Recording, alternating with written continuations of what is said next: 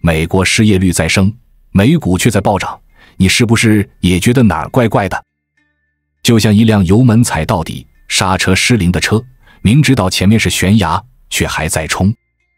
可問題是，全世界的人都坐在這輛車上，你跳不下去，對吧？那你要怎麼辦？先告訴你一個結論，這不是市場的理性繁榮，這是擊鼓傳花的盛宴，是龐氏遊戲的終極形態。只不過這次的龐氏包着自由、科技、AI、創新的糖衣，你不參加，那你就被通脹吃掉；你參加，那你可能在鼓聲停止的那一刻被碾成渣。很多人說，美股是自由經濟的象徵，沒錯，但你要明白，自由不是不要規則，而是規則換了一種形式存在。過去的20年，遊戲規則變了。以前是靠生產創造價值，現在是靠印鈔和敘事創造信仰。你信它就漲，你不信它也漲。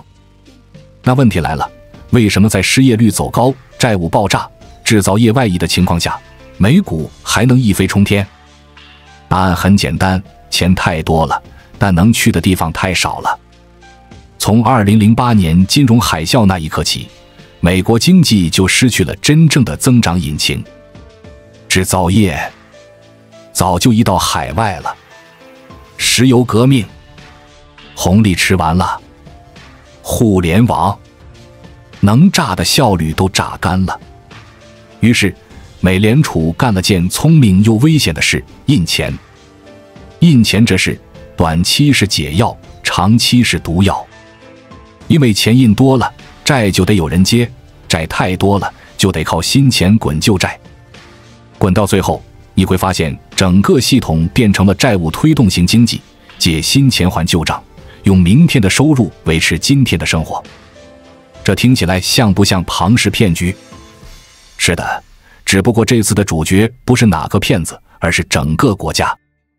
有人說，那他們不怕爆掉嗎？當然怕，但他們更怕的是停。只要不停，這遊戲就能繼續。美國現在的債務是多少？38萬億美元，2個月前還只有37萬億。換句話說，他們每2個月就新增一個德國的 GDP， 這速度連 SpaceX 的火箭都追不上。那這筆錢去哪了？一部分被企業拿去回購股票，一部分流進 ETF 基金，一部分变成各種補貼、福利、刺激計劃，看起來好像人人都有份。但別忘了，這些錢全是借來的。當企業拿債務去回購股票，當政府用債務維持繁榮，當民眾靠信用卡維持生活，你就該明白，這不是增長，這是透支。但問題是，這種透支不是短期的，而是被制度化的。因為只要債能賣出去，遊戲就能繼續。那我們來看看誰在接這顆燙手山芋？答案是全世界。日本買美債漲，歐洲買美股漲，連數字貨幣公司都拿穩定幣去買美債。聽懂了嗎？整個世界都在幫美國續命，大家嘴上喊着去美元化，身體卻很誠實。因為美元不只是貨幣，它是流動性的代名詞。只要資金還要找出路，美債就永遠有買家。你可以不喜歡美國，但你沒法不參與它的循環。可是美債的秘密更深，你以為那只是借錢？錯啊，那是全球信任的指標。如果有一天美債賣不出去，或者利率飆升，那就意味着沒人再願意接着鍋了。那時候不只是美股，連黃金、美元、房市、科技股全都會一起崩。所以這不是股市的問題，這是信仰的問題。回頭看歷史，你就會發現一個驚人的規律。每當美國找不到新增長引擎時，他們都會創造一個新的信仰。19世紀是工業革命，20世紀是汽車與石油，2000年是互聯網，現在是 AI。AI 就是這場龐氏遊戲的最新趨勢，它是讓人繼續相信未來的理由。沒有 AI， 這個世界就得面對債務的真相；有了 AI， 就能假裝科技會解決一切。問題是 ，AI 真的能創造那麼多崗位嗎？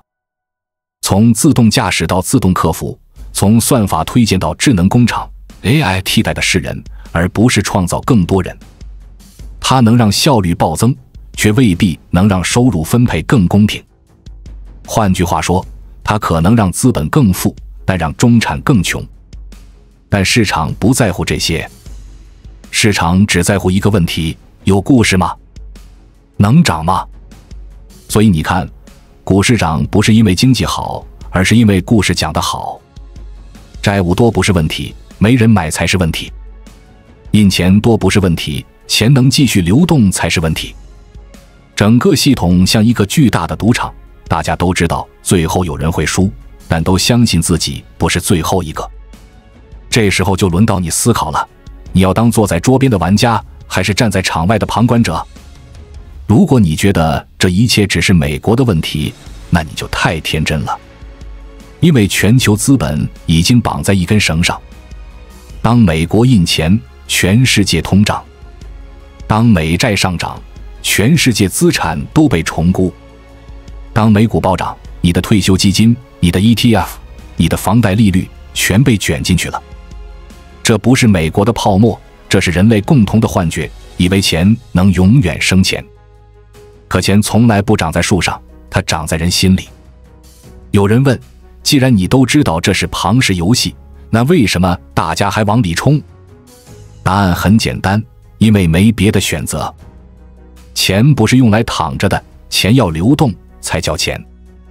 你放銀行，通脹一年吞掉你5%；你買債，收益連咖啡都買不起；你炒房地產，利率高，需求冷。最後一算，好像只有股市還能看得見希望。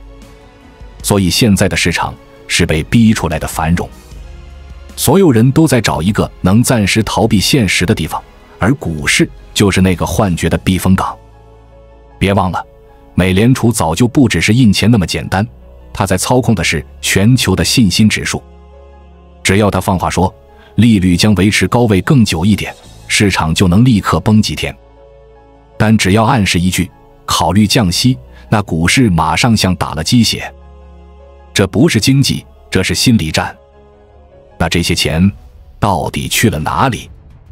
我們得把這筆賬算清楚。第一部分流入了企業的股票回購。美國企業從2010年開始就瘋狂地用自己的錢買自己的股票，聽起來像信心，對吧？其實更像自我拉盤。舉個例子，蘋果、微軟、谷歌這些巨頭，每年光是回購就上千億美元。他們為什麼要這麼做？因為回購能直接推高股價，也能讓高管的期權更值錢。你以為他們在做投資，其實是在玩數字遊戲。而第二部分的錢流進了 ETF。那是什麼？就是自動買的機器。只要你每個月定投一點錢進去，它就機械地去買同樣的一籃子股票，不管貴不貴，漲不漲，全買。結果就是越來越多的基金拿越來越多的錢去買越來越少的股票，價格自然越推越高。這叫被動式上漲，也是這輪股市最大的問題。第三部分的錢是借來的，普通人通過融資、槓桿、信用卡、房貸一層層堆上去，連基金經理手裡的現金比例都創歷史新低，只有 3.9% 的資金還在賬戶裡，剩下的全都投出去了。你知道這意味着什麼嗎？意味着整個市場幾乎沒有防守，就像打仗，全軍都衝上前線，後面連個預備隊都沒留。那只要前線崩一個口，全線潰敗。但目前為什麼還沒崩？因為信心還在。資本市場最可怕的不是虧錢，而是失去信心。只要信心還在，這個遊戲就能繼續。這就是所謂的自實現循環。你相信股市會漲，你就買，你買，股市就漲。股市漲，更多人相信它会漲。當越來越多人湧入，漲勢又被證明是對的，這個循環就會越滾越大，直到有一天沒人再接最後一棒。而那個時刻，通常是在一切看起來最繁榮的時候。在我們進一步探索之前，我們有一個激動人心的消息要告訴大家，我們已經開通會員功能了。現在您可以加入我們的會員大家庭，享受會員專屬影片和更多獨家內容。別忘了關注才知道，並點擊小鈴鐺，我們將繼續揭示更多關於金錢的真相，祝你迅速實現財務自由。有人說，那金價暴漲是不是避險？是，但也不是。金價漲不一定是因為大家怕崩盤，更多時候是因為錢太多了，得找出口。美元印多了，美債收益被压低，那些錢就流向黄金。再加上稳定币公司拿黄金去背書，拿美債去抵押，这些循環操作讓整個金融系統像一個互相搭建的金字塔，只要底層有人鬆手，上層就全垮。但眼下沒人敢鬆，因為所有人都在裡面。你說這是不是有點像2008年？錯，這次比2008年還複雜。那時候崩的是房地產，是一個行業。現在這次的泡泡是整個金融體系的結構性共振，股票、債券、加密貨幣、黃金居然一起漲，這在歷史上幾乎沒出現過。為什麼？因為資金已經不是在挑標的，而是在逃命。最可怕的是，這一切都被算法強化了。AI 不只是個產業，它正在成為金融加速器。過去行情靠人炒，現在行情靠模型炒。機構用 AI 預測市場波動，用算法自動下單，用情緒數據來判斷買賣點。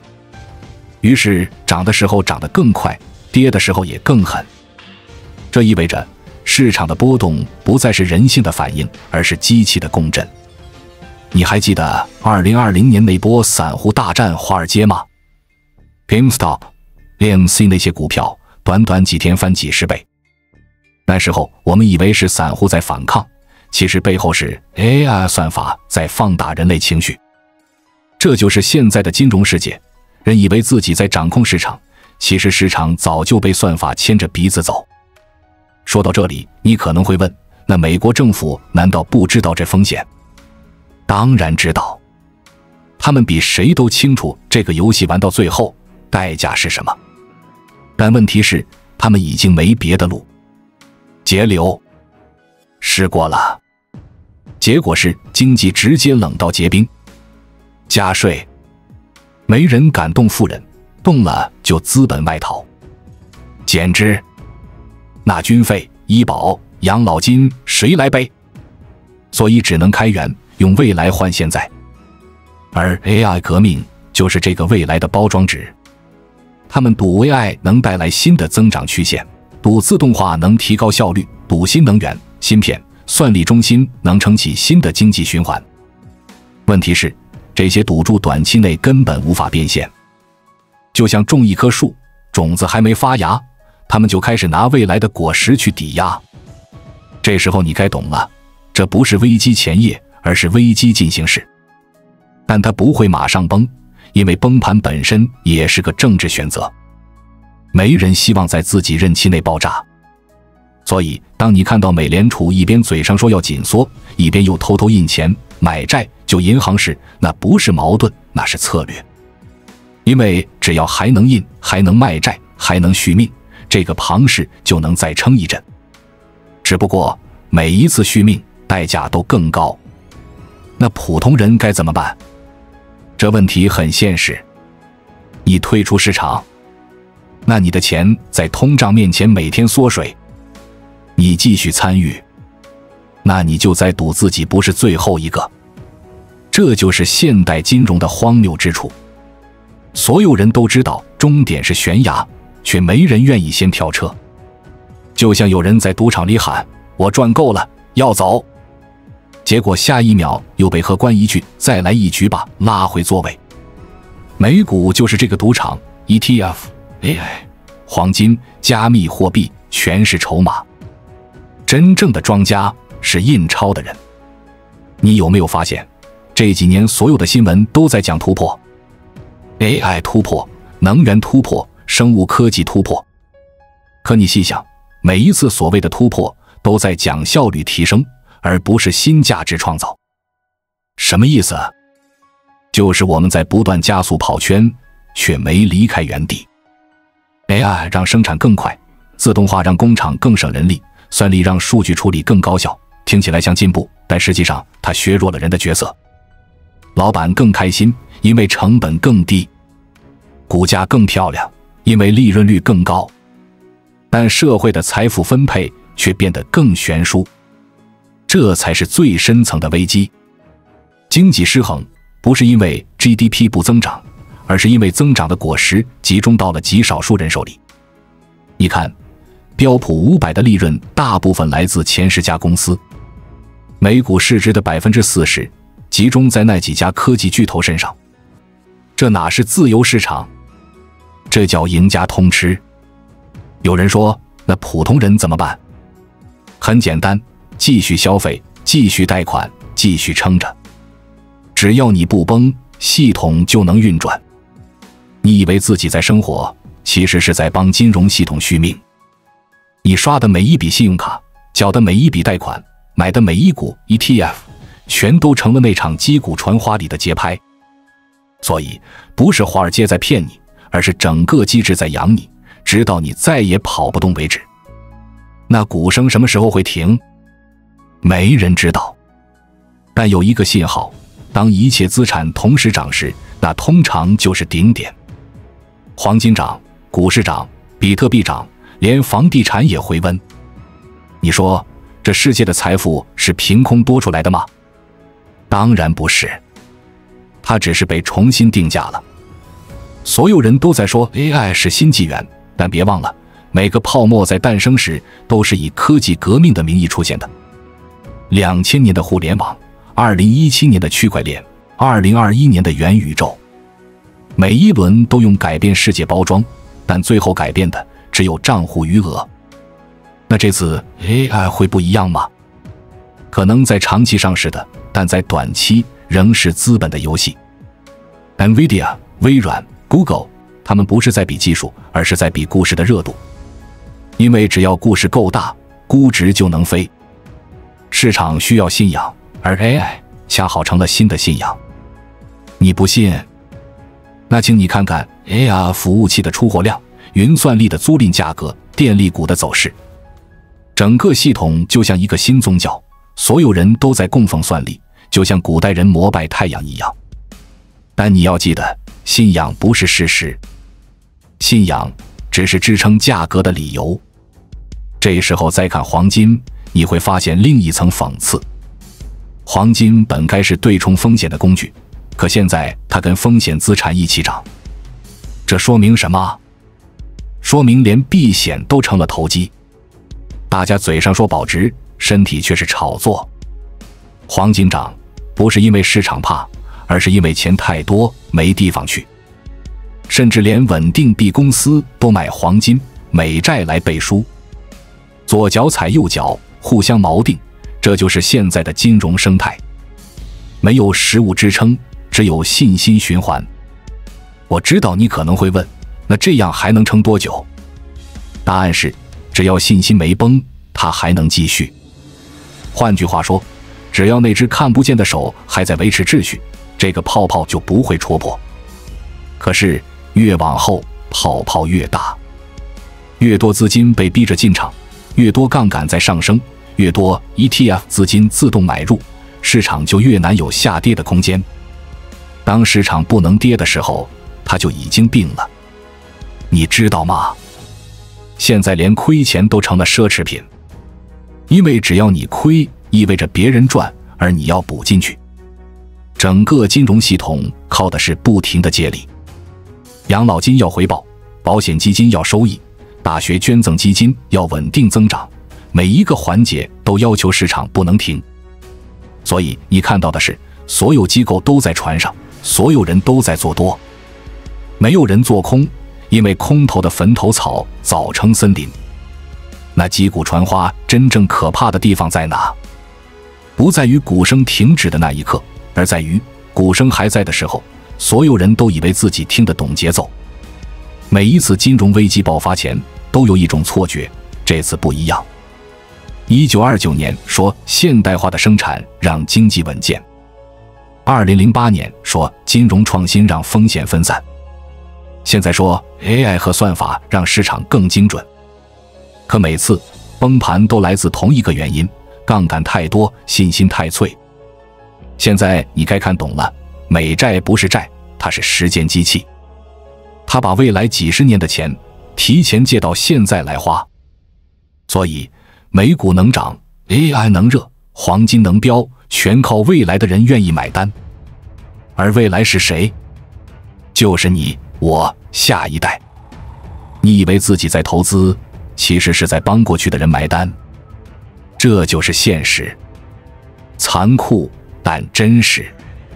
不過別急着悲觀，歷史上每一次泡沫都會孕育新機會，關鍵是你得看清什麼時候，而不是要不要參與。泡沫的本質不是虛假，而是時間錯位。早進去的人賺錢，晚進去的人被埋。你不能怪市場，因為市場從來沒有義務讓每個人都贏。但我得提醒你一個冷知識：2008年危機後，美債只有幾萬億，現在38萬億，還在往上衝。到2030年，可能破50萬億。那結局是什麼？不會是一夜崩塌，而是一場溫水煮青蛙式的去信任。通脹、貨幣貶值、生活成本上升、資產價格膨脹，這些都不是危機爆發的信號，而是危機在慢慢兌現。你不會在某天早上醒來看到新聞寫着泡沫破了，而是幾年後回頭看，發現那時候你以為的繁榮，其實已經是泡沫的頂部。你有沒有注意到，現在的經濟新聞越來越像娛樂節目？ AI 領漲，黃金創高，通脹回落，市場情緒樂觀，聽起來像春天，對吧？但你去超市看看，牛奶貴了，電費漲了，租金上天了。現實告訴你，繁榮的故事跟你的錢包沒太大關係。這就是現代經濟的魔術，財富數字在飛，生活質量在掉。股市是煙花，照亮夜空，卻燒的是老百姓的積蓄。有人說，那我該怎麼辦？我又不能控制央行。是啊，我們誰都控制不了這場遊戲，但你能做的是看懂節奏。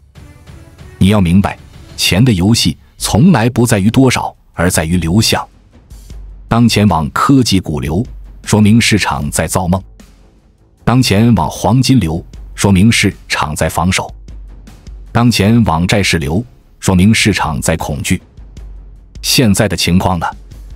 錢在四面開花，科技、黃金、加密、債券全都漲。這意味着什麼？意味着市場在分裂性狂熱，每個人都在賭不同的未來，但大家都在賭。這就是擊鼓傳花最高潮的時刻，人人都相信自己能在最後一拍前跑掉。但現實從來沒那麼浪漫。你以為鼓聲會慢慢停？不會，它是斷的。它會在一個意想不到的瞬間戛然而止。可能是某家大型基金的流動性斷裂，可能是某家銀行的資產錯配暴雷，也可能只是一份數據被揭穿是假的。崩盤從來不是邏輯崩，而是信心斷。那一瞬間，市場的語言只剩下2個字：賣出。回想2008年、2000年，甚至1997年，每一次崩盤前夜，人們都覺得這次不一樣。而歷史的殘酷在於，它從不重複細節，但永遠壓中結局。你看現在，債台高築， AI 狂熱，股市泡沫，黃金飛天，加密暴漲，消費透支，像不像臨界點前的那種詭異繁榮？安靜、明亮、溫柔，但空氣裡有火藥味。所以關鍵問題來了，那股停下的那一刻，你在哪？如果你還在賭還能漲，那你就在鼓點中間。如果你開始布局現金流，降低槓桿，保留流動性，那你至少在往出口方向走。金融世界裡，沒有人能預測崩盤，但聰明的人能聞到味道。真正危險的不是暴跌那一刻，而是暴跌前的寂靜。有個細節你可能忽略了，美國政府每年發行新債還舊債，而美聯儲用舊債的錢去回購市場債券，再用低息貸款支撐企業再融資，整個循環看似自洽，其實是利息滾雪球。這種結構不是會不會崩的問題，而是什麼時候崩。你想象一下，一個人欠了38萬億，還在每月加借幾千億，這個人還能跑多久？但你說他真倒了嗎？